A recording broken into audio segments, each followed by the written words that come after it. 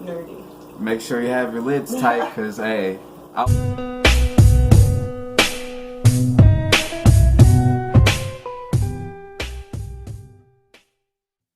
what's up, everybody? We got Haley from ODDBALL Aquatics. I'm interested in Haley's channel because, one, she's from Indiana.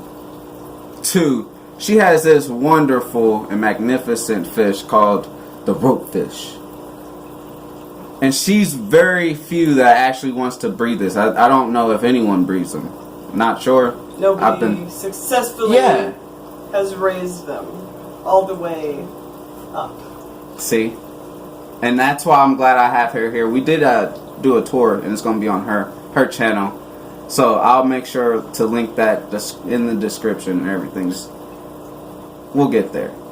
But we have someone that's going to be doing a journey of breeding ropefish. So tell us some of the things that you feel that will get you into that ballpark of breeding some of the hardest fish besides Hillstream Loaches. You know how hard they are. Hillstream Loaches are very hard.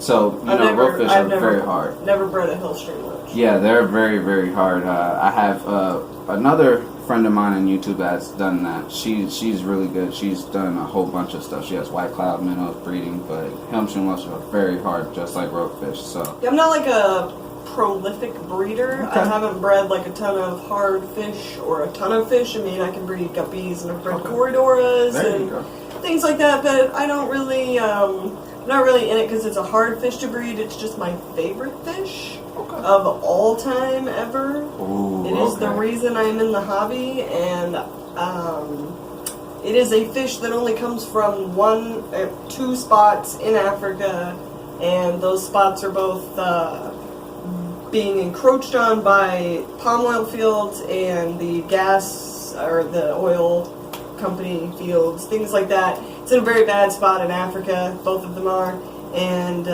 if we don't tank breed that fish, then it's got a possibility of not being around anymore.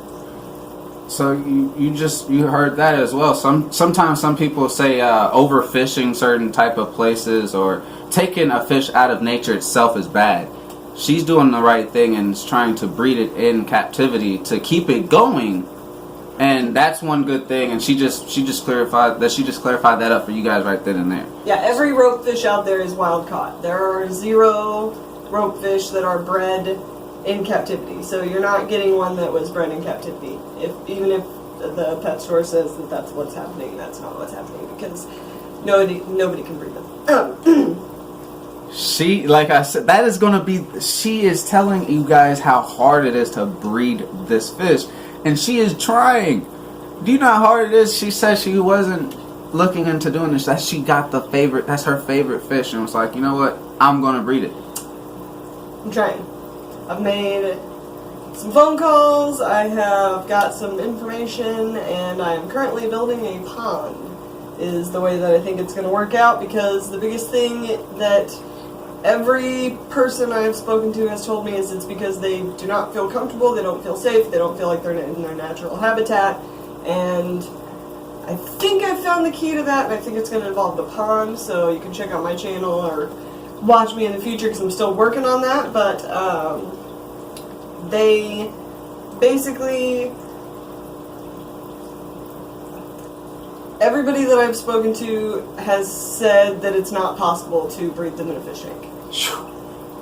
Dang. Now, there have been 2 cases, two cases that I've seen, that I've read about. One of them was in the 90s. It was a guy named Ralph Bratz or something like that.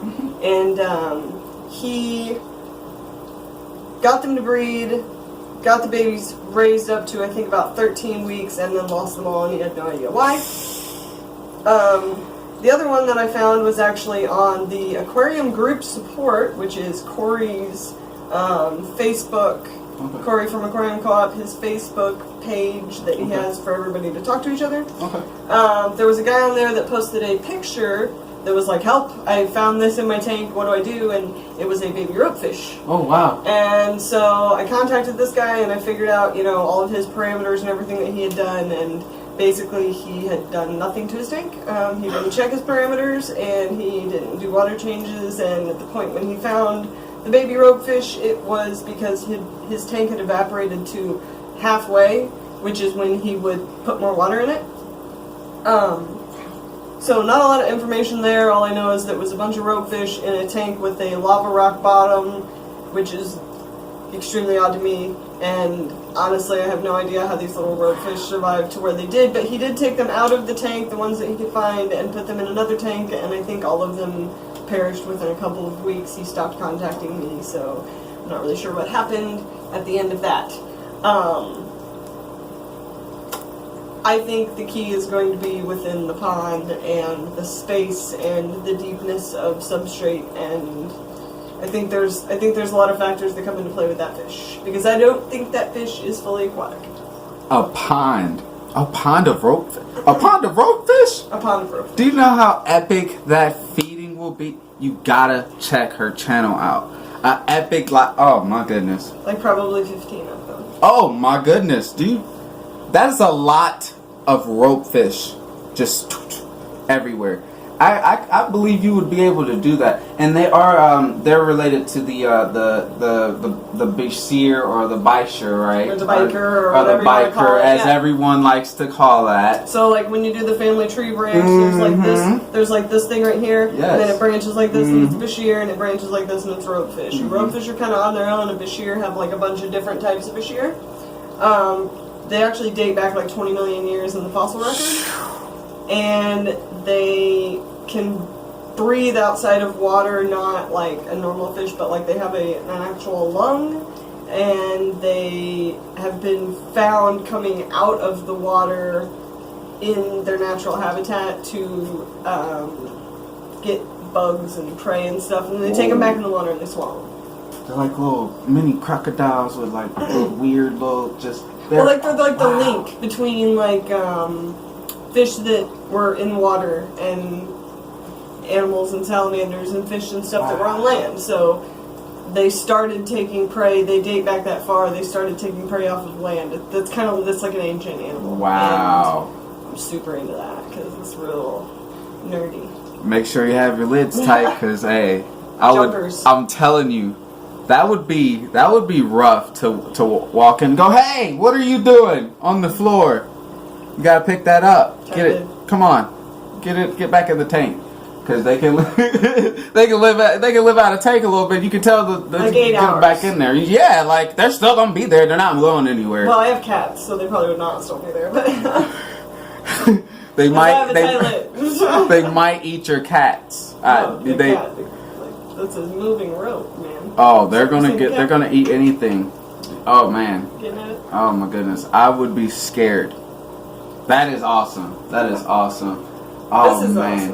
Awesome. Oh yes, like I said, make sure you check out her whole channel is amazing. Aquatics.com Yeah, for all for of sure. your plant and fish needs. Yeah, for sure. Aquatics.com. Hey, I love his little, every time he starts it. Yeah, I can't mimic it yet. I can't, and sometimes.